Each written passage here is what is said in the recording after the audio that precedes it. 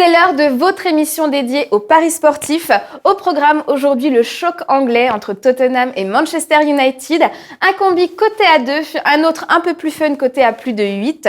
10 pronos sélectionnés par notre expert et une très grosse surprise que vous allez adorer avec un invité très spécial. Bienvenue dans la Pronozone.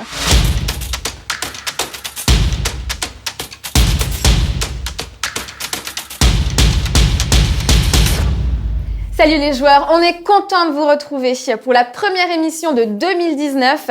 Alors tout d'abord, avant de commencer, l'équipe de Rue des Joueurs se joint à moi pour vous présenter nos meilleurs vœux. On change d'année, mais je ne change pas d'acolyte. Je suis toujours avec Sylvain, expert prono sur rudesjoueurs.com. Salut Sylvain. Salut Sarah, bonne année. Donc j'espère que vous avez tous passé de joyeuses fêtes et que vous avez été bien gâtés. Donc moi, comme vous voyez, j'ai reçu un mug de la Pronozone. Chanceux. Alors aujourd'hui, tu nous as préparé 15 pronos, plus de 15 pronos. Et si vous en voulez encore plus, rendez-vous sur notre site internet. Vous trouverez toutes les fiches des matchs du week-end et tout ça gratuitement. Et je rajoute un petit mot sur le Gold pour le club VIP Rue des Joueurs. Donc nous avons fait une semaine excellente en termes de résultats avec un 20/26. Donc si vous voulez nous rejoindre, profitez-en. C'est le dernier week-end de l'offre à 59 € avec 20 € de cash offert. Donc profitez-en, rejoignez-nous. Lundi, les prix vont augmenter. Donc c'est le moment de se ruer sur cette offre. Et on a une énorme surprise pour vous, un invité très spécial qui sera là lors de chaque émission cette saison de la Pronozone. Restez attentifs, réagissez avec le hashtag LPZ et tout de suite, c'est l'affiche du jour. Notre affiche du jour aura lieu ce dimanche à 17h30 en Première Ligue, le choc entre Tottenham et Manchester United. Alors, le dernier match nul entre les deux formations remonte à décembre 2014. C'était un bon vieux 0-0. Depuis, les deux équipes se sont rencontrées 9 fois. Alors, léger avantage pour les Mancuniens qui ont remporté 5 duels, mais qui ont toutefois perdu le match aller cette saison 3-0. Sylvain, on est tout oui. Comment se présente ce match retour ? Alors, c'est un match qui va être important pour les deux équipes. D'un côté, on a Tottenham qui est 3e et qui va vouloir rester dans le sillage de City et de Liverpool dans la course au titre. De l'autre côté, on a Manchester United qui est en pleine reconstruction après le départ de Mourinho et qui va vouloir recoller au top 5. Ils sont seulement à 3 points d'Arsenal. Donc commençons par Tottenham. Tottenham, c'est une équipe qui a remporté 6 de ses 7 derniers matchs. Ils sont solides à domicile. Il y a eu un petit accident où ils ont perdu dernièrement contre Wolverhampton à la maison, mais sinon ils ont perdu que contre des très gros, c'est-à-dire les deux équipes qui sont devant eux, City et Liverpool. Oui, et ce sera clairement le premier gros test de Solskjaer du côté de Manchester United. C'est ça, donc depuis le départ de Mourinho, Manchester a remporté 5 victoires consécutives. Ils ont remporté les 2 dernières sans encaisser de but. Mais il faut dire que l'opposition n'était pas spécialement très élevée. Ils ont battu Cardiff, Huddersfield et des équipes comme ça. Là, ils jouent contre Tottenham, ça va être le premier vrai gros match de cette nouvelle ère. Et s'ils gagnent, ça va pouvoir commencer à trembler du côté du PSG. Mais oui, surtout que Tottenham pourra compter sur son triangle d'attaque d'Ali, Kane et Son. Oui, donc un très gros potentiel offensif. Après, on a 2 joueurs qui sont d'ailleurs et Vertonghen, qui sont en train de revenir de blessure, mais qui seront probablement pas opérationnels dès ce week-end. Donc, ils seront remplacés par Winks, qui prendra la place de Dyer au milieu du terrain devant la défense, et Davinson Sanchez, qui sera aux côtés d'Alderweireld en défense centrale. Pogba était légèrement blessé, c'est son retour ? Alors Pogba qui sera de retour, qui va sans doute jouer numéro 10 dans un schéma en 4-2-3-1. Mais alors par contre, côté Manchester, on a encore quelques petits problèmes de défense. Il y a Bailly qui est suspendu et on espère le retour de Smalling pour être aux côtés de Lindelof. Donc il va sûrement jouer, mais s'il peut toujours pas jouer, ce sera Jones qui va continuer à assurer l'intérim. Donc en attaque, on aura pareil un trident avec Rashford en pointe et Martial et Lingard sur les côtés. Alors, est-ce que tu vois une équipe se détacher ? Alors avant toute chose, je vois un match avec des buts. Donc on a 2 des 5 meilleures attaques de Première Ligue qui vont être face à face. On a parlé du potentiel offensif de Tottenham. Manchester United, ils commencent à retrouver une animation offensive avec Solskjaer, mais ils ont quand même des problèmes de défense. Donc probablement un match avec des buts. Les deux équipes marquent coté à 1,44. Alors ensuite, donc on l'a dit, c'est un duel où on ne sait pas trop ce qui peut se passer. Mais vu la saison jusqu'à maintenant, Tottenham est quand même le petit favori de ce match. Donc moi je vais prendre Tottenham, mais on va quand même assurer avec le DNB. Donc le DNB, c'est-à-dire que le match nul vous est remboursé. Donc victoire Tottenham avec nul remboursé, c'est également une cote à 1,44. Et pour finir, j'ai choisi un buteur. Donc ce sera évidemment Kane, le serial buteur de Tottenham, avec une cote à 1,91. Et toutes ces cotes sont sur BetStar. Effectivement, on vous propose BetStars, puisqu'actuellement, c'est l'opérateur qui propose les meilleures cotes en foot sur le marché. L'insolite de la semaine était en Première Ligue. Ça s'est passé il y a quelques jours dans le choc qui opposait Manchester City et Liverpool. Alors rappelons-nous, les Reds se sont inclinés pour la première fois de la saison par 2-1. Et le bonheur s'est fait ressentir chez les Citizens et notamment chez une personne en particulier, Benjamin Mendy. Et alors, est-ce que vous voyez la personne en orange qui est en train de se faire courser par 2 agents de sécurité ? Eh bien, c'est lui. Alors, il est entré sur le terrain à la fin du match. Les 2 stadiers ne l'ont pas reconnu tout de suite. Ils ont donc commencé à le poursuivre avant de se rendre compte de leur erreur. Mais le plus épique, c'est quand même que les 2 stadiers font mine de rien et ils continuent leur course comme si de rien n'était. Très drôle. C'est le retour du CombiSafe. Aujourd'hui, 3 matchs pour doubler la mise. On commence par l'Atlético qui espère revenir à la première place de Liga face à une équipe de Levante qui n'a gagné qu'une fois depuis début novembre, mais qui a toutefois gagné en coupe contre Barcelone. Bon, c'était contre l'équipe B. Oui, cela dit, ils ont quand même dû fêter ça et ils vont jouer contre la meilleure équipe de la Liga à domicile, c'est-à-dire l'Atlético.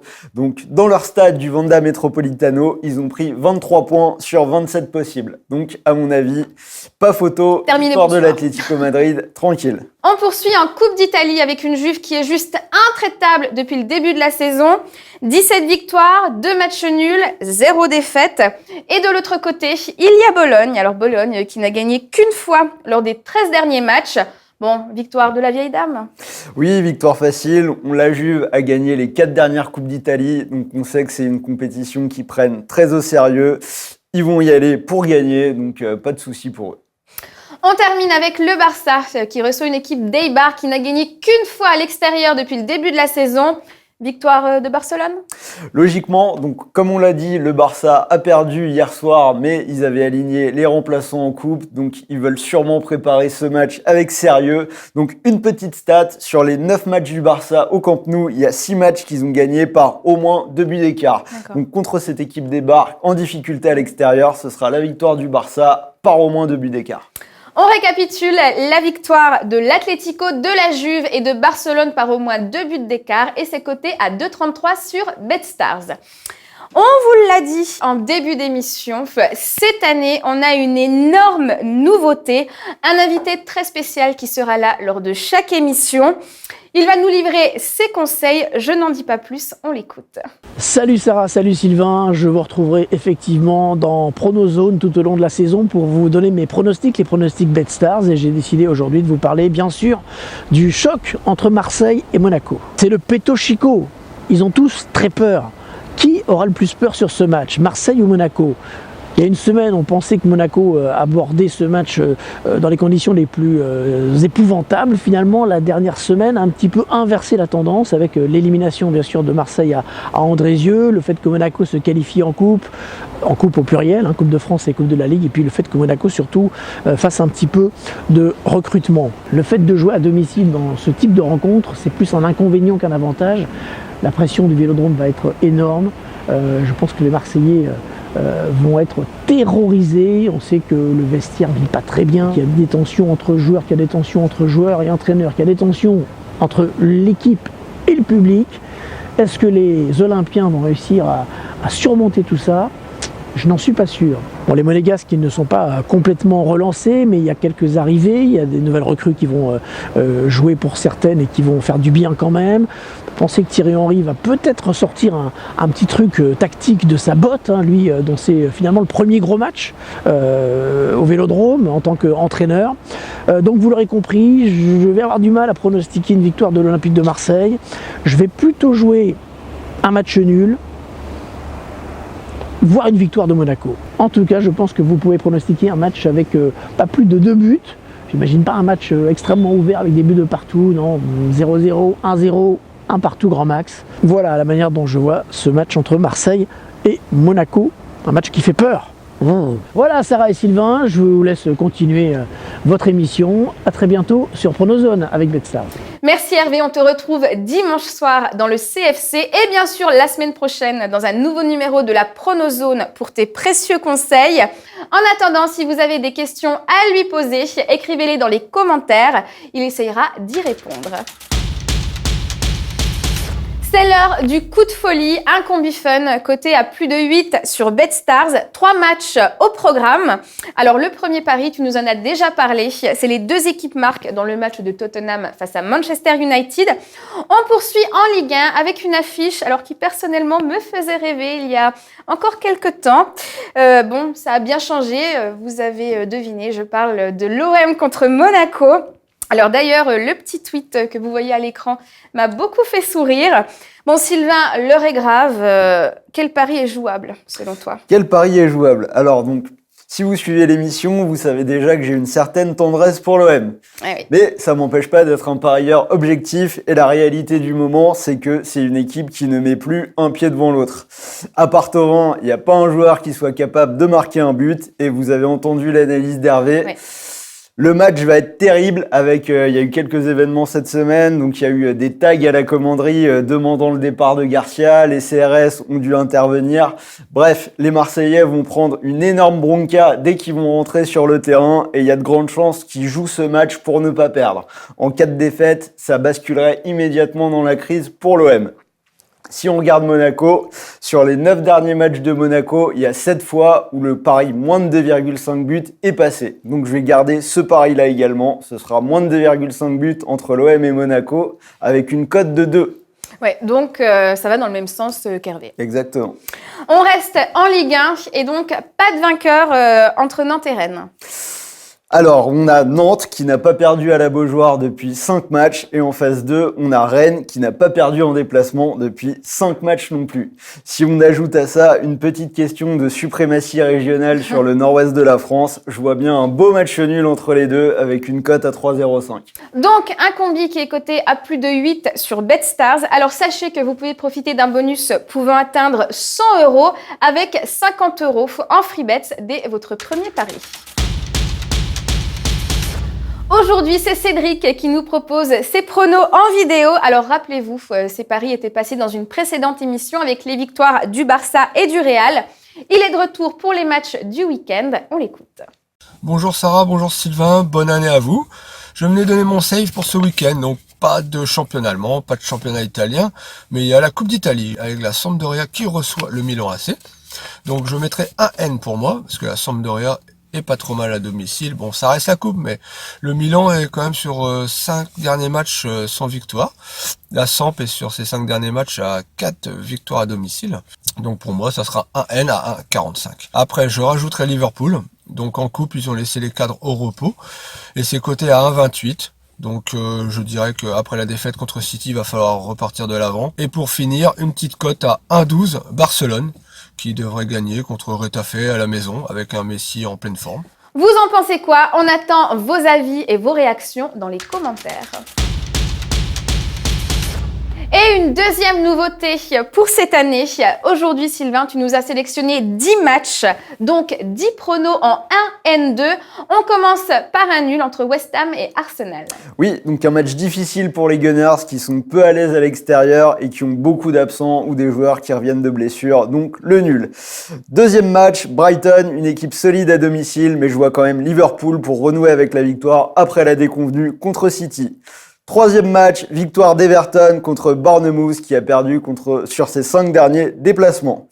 Quatrième match, on a Bilbao qui a fait 3 nuls sur ses 4 derniers matchs à domicile et de l'autre côté, Séville qui a fait des nuls sur ses 4 derniers matchs à l'extérieur, donc un match nul logique. Cinquième match, le Real qui repart de l'avant et qui va s'imposer sur la pelouse du Betis. On arrive en Ligue 1, donc le 6e match, Nice qui reste sur 2 nuls à domicile et Bordeaux sur 2 nuls à l'extérieur, donc un nouveau match nul. On continue, 7e match, donc Guingamp qui est lanterne rouge mais qui vient de réaliser un exploit face au PSG. Et en face, Saint-Étienne qui a une seule victoire à l'extérieur cette saison. Encore une fois, je vois un nul.